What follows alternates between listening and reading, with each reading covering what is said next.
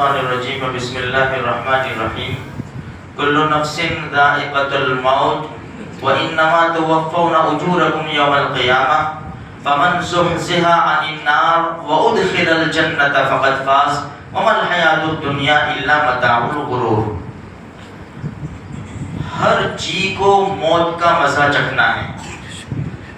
جس کے جسم میں روح دوڑتی ہے کسی بھی شکل میں ہو، پرندے کی شکل میں ہو، چوپائی کی شکل میں ہو، انسان کی شکل میں ہو، جنات کی شکل، کسی بھی شکل میں ہو، ہر ذی روح کو موت کا مزہ چکھنا ہے۔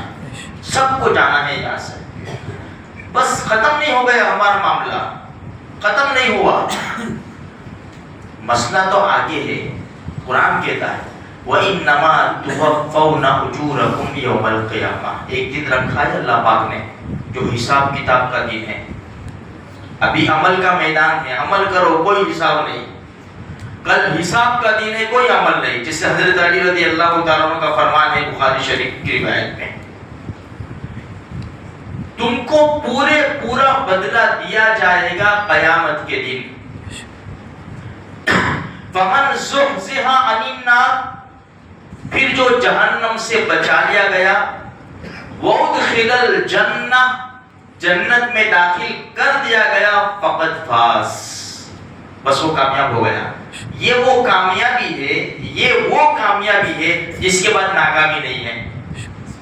پھر آگے ایک جملہ ارشاد فرمایا اللہ کے قرآن نے، جس دنیا میں جی رہے انہیں دل نہ دے بیٹھو، اس کی محبت میں دیوانے اور پاگل نہ بن جاؤ۔ وَمَا الْحَيَاةُ الدُّنْيَا إِلَّا مَتَاعُ الْغُرُورِ، دھوکے کا سامان ہے بھائی، کوئی ساتھ میں جانے والا نہیں ہے۔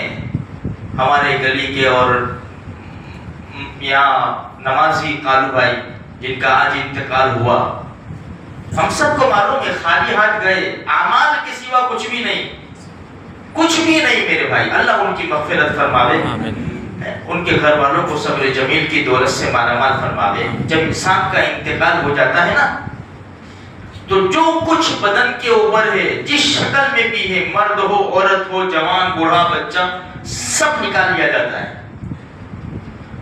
غسل دے کر، خوشبو لگا کر، مردوں کو 3 کپڑوں میں، عورتوں کو 5 کپڑوں میں لپیٹ دیا جاتا ہے۔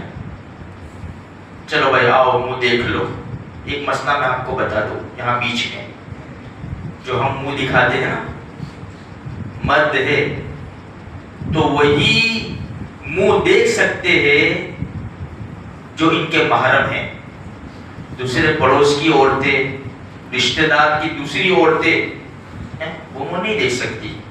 اسی طرح عورت ہے تو جس کا نکاح ان کے ساتھ ہو سکتا تھا کبھی بھی، یا مرد ہے تو جس عورت کا نکاح ان کے ساتھ کبھی بھی ہو سکتا تھا وہ نہیں دیکھ سکتے ہو۔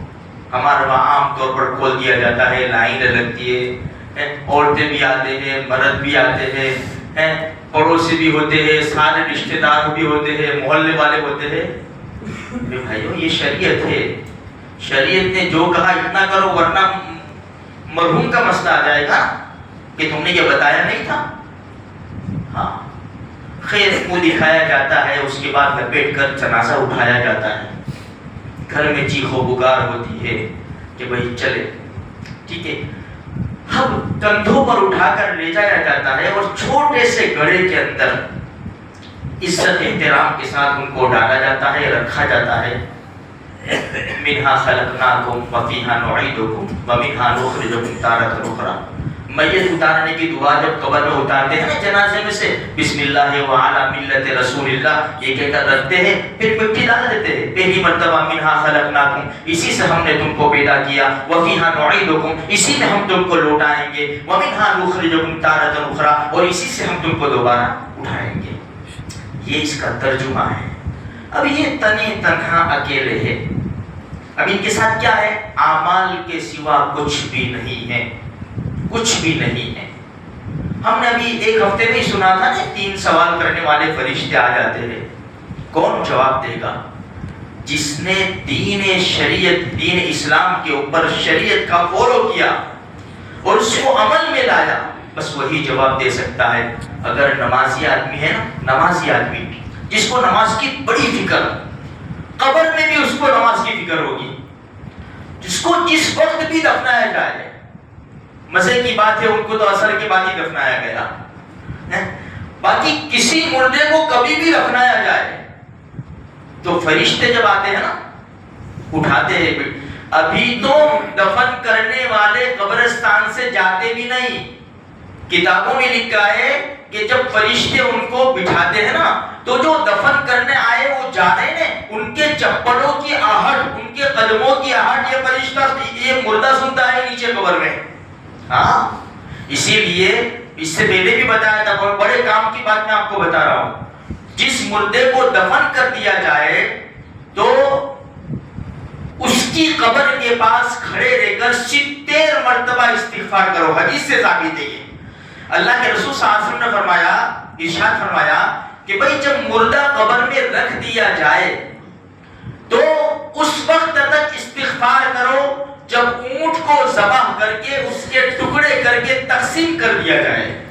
یہ علماء نے اس کا اندازہ لگایا کہ یہ عرب لوگ تو بڑے اس میں چست اور چالاک ہوتے ہیں ذبح کرنے میں، تو 70 مرتبہ استغفار انسان پڑھے وہاں تک یہ کام ہو جاتا ہے.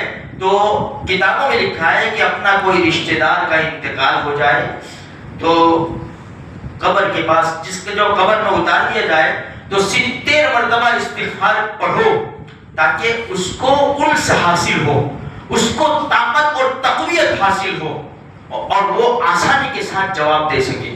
خیر جب بٹھایا جاتا ہے نا تو نمازی آدمی کہتا ہے، اس کو دکھتا ہے کہ سورج ڈوب رہا ہے، غروب ہو رہا ہے، مغرب کا وقت آ جائے گا. ارے بھائی میری نماز، میری عصر کی نماز باقی ہے.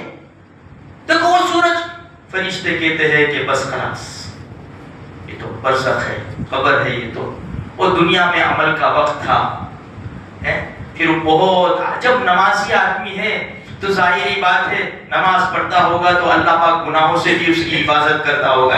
ان الصلاۃ تنہی عن الفحشاء والمنکر، جو اچھی طرح بہترین انداز سے نماز پڑھتا ہے. قرآن کا 21واں پارہ کہتا ہے کہ نماز اس کو بے حیائی اور برے کاموں سے روکتی ہے. 5 گناہ انسان کے ہوتے ہیں خاص، وہ چھوڑنا چاہتا ہے نہیں چھوٹتے، نہیں چھوٹتے، بہت کوشش کرتا نہیں چھوٹتے. پابندی کے ساتھ نماز پڑھے، بالکل پابندی کے ساتھ نماز پڑھے. قرآن کا وعدہ ہے کہ نماز بے حیائی اور برے کاموں سے روک دے گی. تو میرے بھائیوں ہمیں بھی ایک دن جانا ہے. مرحوم تو جا کر سو گئے ہیں، اللہ ان کی قبر کو نور سے بھر دے، جنت الفردوس میں جگہ نصیب فرماوے. ان کی جو بھی کوتاہیاں ہیں معاف فرما دے. میرے بھائیوں اب ہماری باری ہے.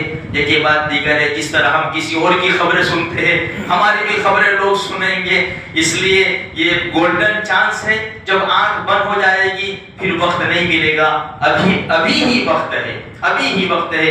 لائی حیات آئے قضا لے چلی چلے، نہ اپنی خوشی آئے نہ اپنی خوشی چلے. اللہ موت سے پہلے ہمیں موت کے بعد جو زندگی آنے والی ہے اس کی تیاری کی توفیق عطا فرماوے اور مرتے وقت ہمیں کلمہ شہادت نصیب فرماوے.